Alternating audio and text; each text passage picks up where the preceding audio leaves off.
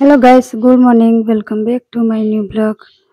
તો જો અહીંયા સાંજના 4 જેવો ટાઈમ થઈ ગયો છે અને ચા એ બધું પીને અહીંયા હું બેસી ગઈ છું કપડાં વાળવા માટે। તો કપડાં મેં વાળીને મૂકી દીધા છે। તો અહીંયા જે પડદા મેં કવર ધોયા હતા ને સોફાના તે અહીંયા હવે વાળીને ઘડી ઘડીએ મૂકી દઈશું, કેમ કે હમણાં તો જરૂર પડે ને આની। જ્યારે જરૂર પડશે ત્યારે પાછા કાઢીશું। હમણાં તો પેલા લગાવી દીધા છે એટલે હમણાં આની કંઈ જરૂર પડે નહીં, એ જ્યારે ધોવાશે ત્યારે આવા પાછા પાથરવા કામ લાગશે। તો ચાલો સરસ ઘડી કરીને પેકિંગ કરીને મૂકી દઈએ। અને હું દ્રષ્ટિ જોડે કંઈક વાત કરી રહી છું પંખો સાફ કરવા માટે, કે આ પંખો બેઠીશું તો સાફ કરી દે, કંઈ કામ ના હોય તો દ્રષ્ટિ હસવા માંડી છે। હમણાં જ સાફ કર્યું તો પરંતુ ખબર નહીં ક્યાંથી કચરો આવી જાય ને પાછો ચોંટી જાય છે, સાફ કરવાનો થઈ જાય। અઠવાડિયામાં તો સાફ કરવાનો થઈ જ જાય, એટલે ધૂળ આવે છે ઘરમાં। આમ આપણને દેખાય ના કે ધૂળ છે, પરંતુ ખબર નહીં ક્યાંથી આવી જાય ને પંખા પર જ વધારે દેખાઈ જાય ધૂળ। તો દ્રષ્ટિને હું કહી રહી છું કે દ્રષ્ટિએ પંખો સાફ કરી દેવો। તો આજે તો મારી મકાઈ સાફ કરવાની છે। તો ફટાફટ અહીંયા મેં બધા કપડાં વાળી દીધા છે અને દ્રષ્ટિને મેં કીધું કે તું કચરો કાઢી નાખ ને હું મકાઈ સાફ કરી દઉં, કેમ કે કચરો ને બધું કાઢવાનું ને તો પછી મોડું થઈ જાય અને મકાઈ પણ મારી સાફ થતી નથી, પછી ઘાસ લેવાનો ટાઈમ થઈ જાય, એવું બધું થઈ જાય। તો મેં દ્રષ્ટિને કીધું તે તું કચરો કાઢી નાખ, હું મકાઈ સાફ કરી દઉં। તો અહીંયા જો મારા બેનના ઘેરથી આવી હતી મકાઈ પાવાગઢ સાઈડથી, તો સાફ કરવાની છે, અંદર કચરો બહુ જ છે। તો ગઈ સાલ તો એને સાફ કરીને મોકલાવી હતી, પરંતુ આ વખતે સસરા બીમાર હતા ને એટલે કદાચ સાફ નહીં કરી હોય, તો સાફ કરીને મૂકી રાખી છો, જ્યારે આપણે દળાવી હોય ત્યારે દળાઈ જાય। તો અહીંયા બેસી ગઈ છું મકાઈ સાફ કરવા માટે અને વિરાટ પણ અહીંયા આવી ગયો છે। હું જે કામ કરું ને એટલે વિરાટને પણ એ કામ કરવું જ હોય। તો જો અહીંયા વિરાટ પણ આવી ગયો છે અને હું કહું છું કે તું દૂર જતો રહે, કેમ કે આના અંદર બહુ જ કચરો છે, આંખમાં કંઈક પડી જાય તો ઉપાધિ થાય પાછી, અને વિરાટ માનતો જ નથી। તો અહીંયા જો બધી જ મકાઈ સાફ કરીને પછી દળવાની પણ આજે જ છે મારે, કેમ કે આજે જ મકાઈના રોટલા ખાવા છે બધાને, તો રાત્રે બનાવવાના પણ છે। એ સાફ કરીને પછી દળી નાખીશું। તો એ વિરાટને હું કહી રહી છું કે તું અહીંથી જતો રહે, પણ વિરાટ જવાનું નામ નથી લેતો। જો એ વીરવાનું બહુ ગમે, આપણે જે કામ કરતા હોય ને એ કામ એને કરવું જ હોય। મેં કીધું કે તું દૂર જતો રહે, આના અંદર કચરો બહુ જ છે, આંખમાં કંઈક પડી જશે તો ઉપાધિ થશે। તો વિરાટના પપ્પાને કહી રહી છું કે આને લઈ જાઓ, વિરાટના પપ્પા ફોનમાં તલ્લીન થઈ ગયા છે। જો એ વિરાટને થોડો દૂર ખસેડીને ધીરે ધીરે સાફ કરી દે, પણ એ માનતો જ નથી, માનવાનો પણ નથી, અહીંયા જ રહેવાનો છે।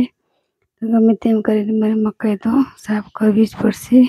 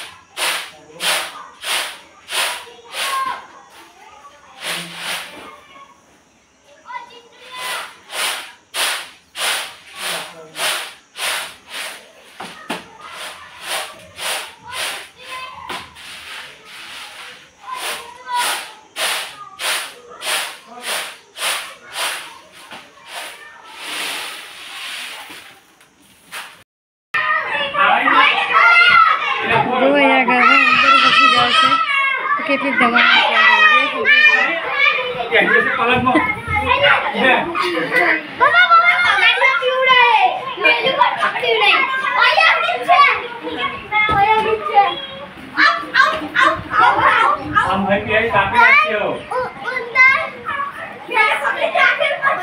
अंदर सोफे के नीचे फंस गया।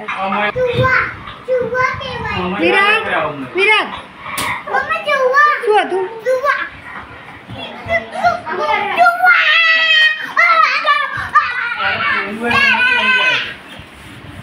सोफे के नीचे चला गया और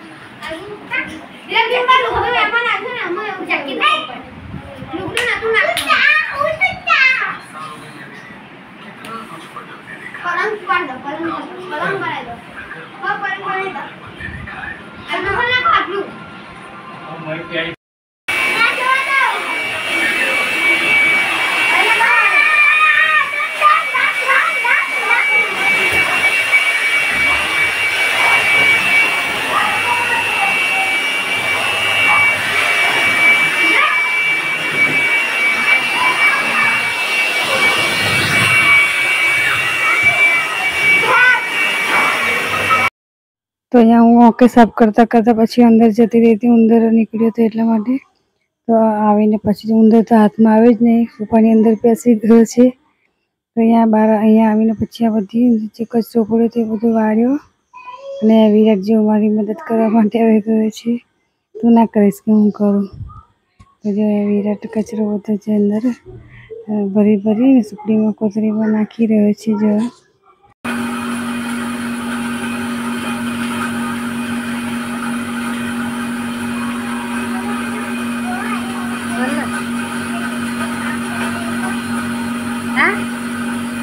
देखो गैस मेरा विराट काम कर रहा है, कचरो वाले छे पोताने जाते बोला है पाछो मम्मी काम करो छे एम के बहुत काम कर लिया, अब रहने तो मैं कर लूँगी। પછી જો બાળકોને ભૂખ લાગી ગઈ હતી તો બાળકોએ કીધું કે મેગી બનાવી દે, તો અહીંયા હું આવી ગઈ છું મેગી બનાવવા માટે। તો કાચી મેગી ખાવા મળે, અનુષ્કાને પણ કાચી મેગી બહુ ભાવે। બધા બાળકોને ચપટી ચપટી કરીને અડધી મેગી તો આમ જ ખલાસ કરી દે। જો મેં પાણી મૂકી દીધું છે, સિમ્પલવાળી જ મેગી બનાવવાની છે। પાણી નાખીને ગરમ થાય એટલે મેગી નાખી દેવાની, પછી મસાલો નાખી દેવાનો, બધું સિમ્પલ મેગી બધાને સારી લાગે। તો જો મેગી માટે મેં પાણી ગરમ કરવા માટે મૂકી દીધું છે, મસાલો પણ નાખી દીધો છે। તો ચાલો મેગી બનાવી દઈએ અને બાળકોને આપી દઈએ, કેમ કે બાળકો ઘેર હોય એટલે આખો દિવસ ભૂખ લાગે। તો અહીંયા જો સાંજનો ટાઈમ છે તો બાળકોને અહીંયા જમવાનું બનાવવાની એમનો વાર છે હજુ। મેગી બનાવીને આપી દઈએ તો બાળકો થોડો નાસ્તો કરી લે છે।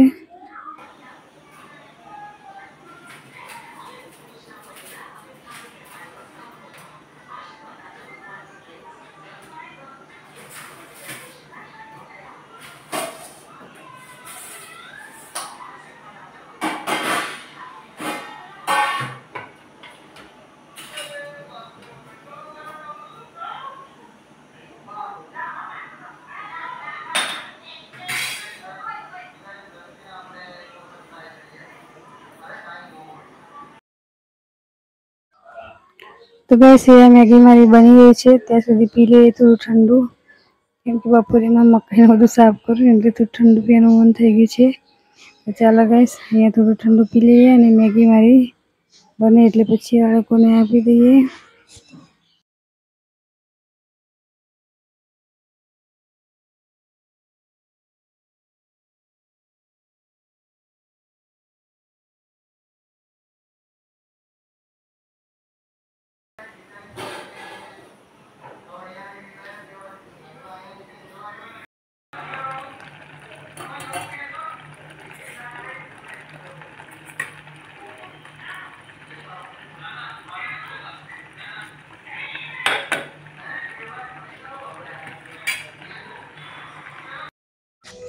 तो बस बाळक मैगी खाई लीधी है, वासन जो ढगलो कर दीधो है। બધા જ વાસણ અંદર નાખી દીધા છે, એટલે માટે હું અહીંયા જ ઘસી નાખીશ. બહાર નહીં જવું હવે, કેમ કે બહારને બધું લઈ જઈશ પછી મોડું થઈ જશે.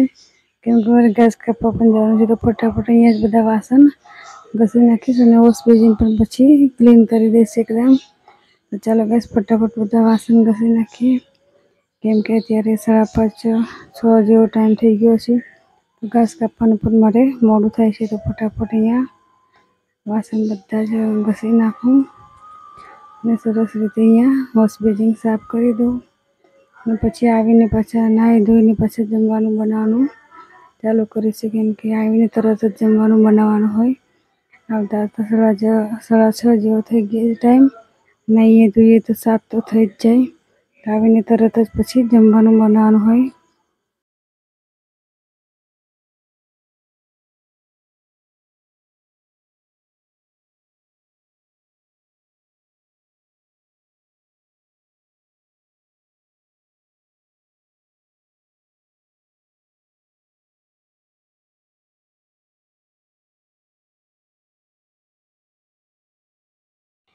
બસ અહીંયા જો હું ઘાસ કાપીને આવી ગઈ છું, તો આવીને પાછું નાહી લીધું અને અહીંયા મેં ખીચડી પણ બનાવવા માટે મૂકી દીધી છે. અને અહીંયા એક બાજુ શાક બનાવી દઈશ, બટાકા ટામેટાં વટાને બધું નાખીને રસાવાળું શાક બનાવી દઈશ, એટલે બાળકો ખીચડી જોડે ખાઈ લે.